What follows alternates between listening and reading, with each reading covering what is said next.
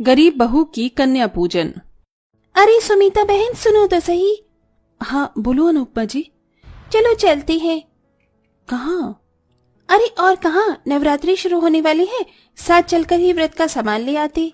सुमिता अपनी पड़ोसन की बात सुनकर दुखी सी हो गई। उसके पड़ोस में वो औरत अभी कुछ दिनों पहले ही रहने आई थी, जिसकी वजह से उसे सुमिता के घर के बारे में कुछ भी पता नहीं था। जैसे ही उसने सुमिता को अपने साथ चलने को बोला तो पीछे से एक मोहल्ले में ही रहने वाली औरत बोली, अरे बहना तुम भी किससे जाने को बोल रही हो? इस बेचारी के घर तो बस 2 वक्त रोटी बन जाए उसी में भगवान का एहसान है। इसके पास पैसे नहीं होंगे जो ये नवरात्रि का बढ़ती सामान खरीदे। क्यों सुमिता बहन? मैं भी परेशान हूँ, आप लोग जाइए। सुमिता की पड़ोसन कड़वी बातें सुमिता के मुंह पर मारकर चली गई। दरअसल सुमिता बेहद ही गरीब थी। जितनी उसके अंदर जान थी उस हिसाब से वो बेचारी मेहनत तो करती थी, लेकिन कुछ खास उसके परिणाम सामने नहीं आते थे। लेकिन इस सब के बाद भी सुमिता अपने मन में माता रानी की सच्ची श्रद्धा रखती थी। जब वो बाहर से घर में आई तो बस अपना दुख बताने को माता रानी के आगे बैठ गई। उसने उनके सामने मिश्री का प्रसाद रखा और रोते हुए बोली, हे माता रानी, मैंने कभी अपनी जिंदगी या हालातों से शिकायत नहीं की, लेकिन ये लोग गरीबी का भी ताना बनाकर मुंह पर ही मार देते हैं। माना कि मैं गरीब हूँ, हाँ माना कि ये लोगों की तरह नवरात्रि की तैयारी नहीं कर सकती, लेकिन इस सब से कहीं ज्यादा मैं आपकी भक्त हूँ। मुझे भी नवरात्रि के व्रत रखने हैं, बस माँ मुझे हिम्मत देना। सुमिता काफी देर बैठकर अपना मन हल्का करती रही। उस वक्त उसकी सास और बेटा दोनों भीख मांगने के लिए मंदिर गए हुए थे। कुछ ही देर बाद 2-4 रुपए लेकर वो दोनों लौट आए और गरीब सुमिता ने उन्हें रूखी रोटी खाने को दी। सुमिता का पति चिराग दूसरे गांव में काम करता था, लेकिन उसका काम इतना ज्यादा मंदा हो चुका था कि वो भी वहां से कुछ नहीं भेज पाता था।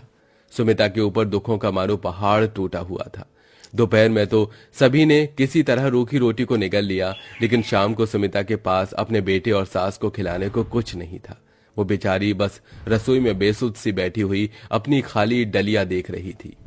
अब मैं राज और माँ जी को क्या दूं? अब तो लगता है कि यही करना पड़ेगा।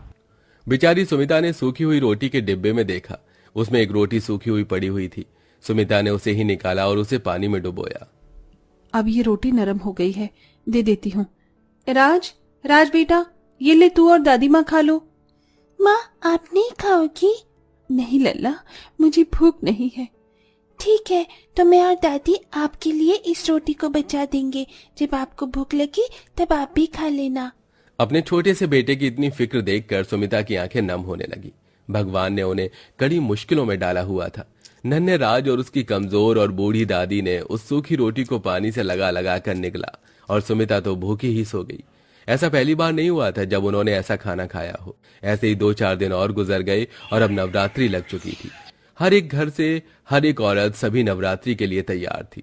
सुमिता ने भी बिना कुछ खाए पिए और बिना किसी इंतजाम के व्रत कर लिया। बहू, एक तो वैसे ही शरीर में जान नहीं है और ऊपर से तू व्रत रख रही है। पागल है तू? ये व्रत वगैरह मत रख। हमारे पास इन व्रतों को रखने के लिए कुछ भी नहीं है। माँ, व्रत को करने के लिए जो सबसे जरूरी है वो मेरे पास है। क्या? श्रद्धा। माँ, श्रद्धा सबसे अहम और जरूरी है। अगर श्रद्धा है तो व्रत है, और नहीं है तो वो बस खुद को भूखा रखने से ज्यादा कुछ नहीं है। ठीक है बहू, अगर तुझे व्रत रखने ही है तो तू रख ले। मैं क्यों बेवजह तुझे रोकूं? अपनी सास की इजाजत पाकर सुमिता खुश हुई, लेकिन व्रतों के दौरान ना तो सुमिता के घर में कोई फल था और ना ही कोई और चीज। बस सिर्फ उसके यहाँ मिश्री रहती थी, जो भी वो माता रानी को भोग लगाने के लिए इस्तेमाल करती थी।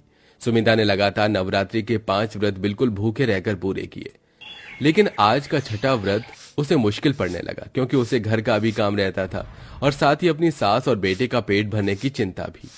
अभी भी सुमिता भूखी प्यासी मंदिर के बाहर से भंडारा लेने की लाइन में लगी हुई थी कि तभी वो चक्कर खाकर गिरने लगी। अरे नहीं, मेरा तो सर घूम रहा है। अरे अरे देखो भाइयों, इन बहन को क्या हुआ? अरे बहन उठो, क्या हुआ तुम्हें? अरे कोई पानी दो। वहां खड़े हुए लोगों ने उस गरीब की मदद की। पानी का छींटा पड़ने से सुमिता जागी और होश में आई। अरे बहन ठीक तो हो? क्या हुआ तुम्हें?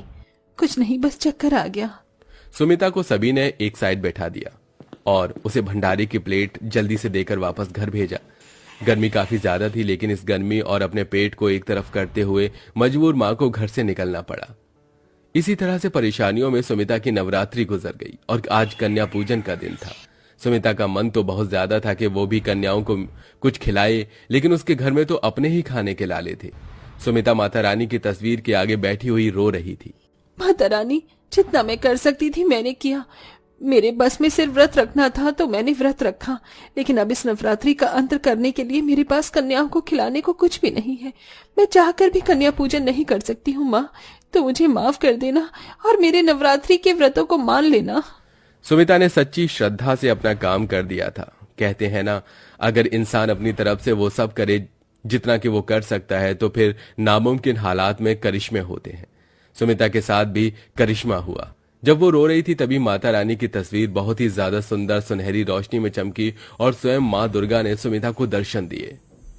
सुमिता, परेशान मत हो, मैं तुमसे नाराज नहीं हूँ, बल्कि बहुत खुश हूँ जो तुमने ऐसी जिंदगी जीकर भी कभी मेरा दामन नहीं छोड़ा।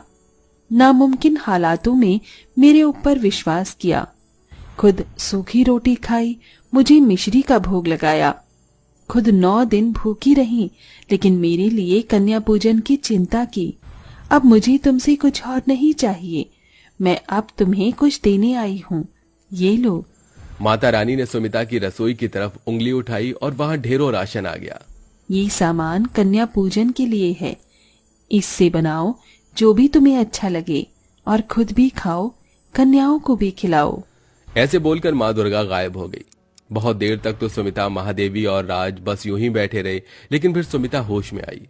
माँ हमारे घर माँ दुर्गा आई थी, आपने देखा ना? हाँ बहू, मैंने देखा, स्वयं दुर्गा माँ थी। बहू जल्दी से प्रसाद बना, आज हम भी अच्छा खाना खाएंगे। मैं बताती हूँ, आज तो हलवा पूरी, खीर, मटर पनीर और भी बहुत कुछ बनाना। जरूर माँ। सुमिता ने सब कुछ बहुत ही दिल से बनाया।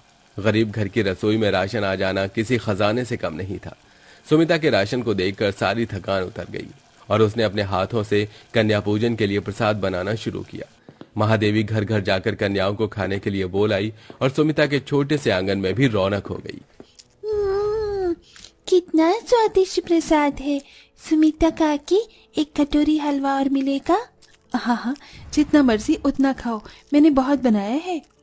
मुझे और सब्जी दो सुमिता काकी, ये बहुत अच्छी है। लाओ, मैं देती हूँ। सुमिता ने भरपेट कन्याओं को प्रसाद खिलाया और उनके घर से जाने के बाद सुमिता, राज और महादेवी खाना खाने के लिए बैठे। तभी महादेवी का बेटा चिराग भी घर आ गया।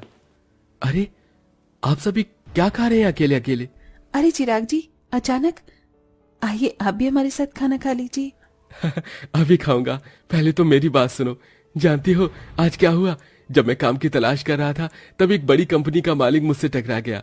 इत्तेफाक से उस वक्त मैंने उनकी मदद कर दी और अब उन्होंने मुझे अपनी कंपनी में काम करने के लिए बुलाया है। क्या सच? शुक्रिया माता रानी। चिराग जी, माता रानी का शुक्र अदा कीजिए, उनकी ही लीला हमारे ऊपर बरसी है। सुमिता ने सारी बात चिराग को बताई, जो भी आज के दिन हुआ था। सब कुछ सुनकर चिराग भी हैरान हो गया और बोला, तभी तो मैं कहूं कि जिस घर में मेरे खाने के लाले रहते थे वहां आज इतना राशन कैसे है? यह सब माँ दुर्गा की ही कृपा है। सही कहा, माता रानी हमसे प्रसन्न है चिराग जी। और सही कहते हैं लोग कि अगर सच्ची श्रद्धा हो तो एक ना एक दिन हालात बदल ही जाते हैं। बस हमें मुश्किलों को देखकर हार नहीं माननी चाहिए। सुमिता की बात सुनकर सभी ने हाँ में गर्दन हिला दी। एक ही सेकंड में सुमिता की किस्मत बदल चुकी थी। कल तक जिसका पति बेरोजगार था, आज वो एक बड़ी कंपनी से जुड़ गया। कल तक जिसके यहाँ खाने के भी लाले थे, उस औरत ने आज कन्या पूजन में 9 कन्याओं को भरपेट खाना खिलाया। लेकिन ये सब बस सुमिता की हिम्मत से ही हो पाया था। अब सुमिता की जिंदगी बदल चुकी थी और अब सब कुछ ठीक हो चुका था। वेल दोस्तों, आप कहां से हैं और आप भी क्या हमारी तरह नवरात्रि के फेस्टिवल को मनाते हैं? अपनी जगह का नाम कमेंट करके जरूर बताइए।